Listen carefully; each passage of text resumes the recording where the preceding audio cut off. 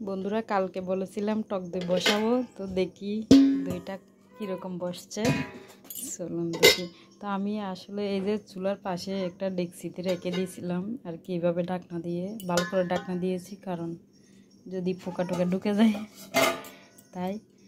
তো এরকম দইয়ের অবস্থা দেখতে, এটা ফেটে ফেটে গেছে দেখি। আমি সন্ধ্যায় দেখছি যে মানে একদম সুন্দর করেছিল, নাকি বেশি গরম এরকম হয়ে গেছে কে জানে।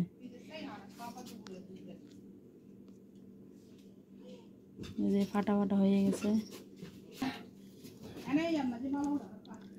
এই যে দেখতে পাচ্ছেন ওরে একেবারে শক্ত শক্ত।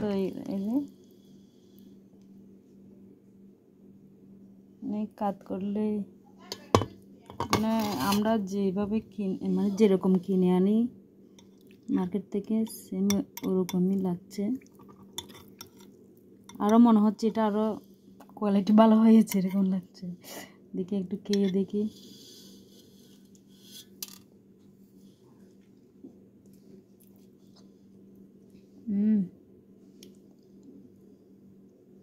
ঠিক আছে,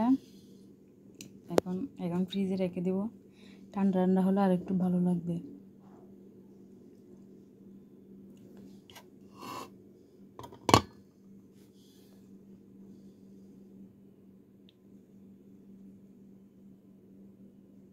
এই যে কাপে বসিয়েছে, এটা একটা বড় কাপ।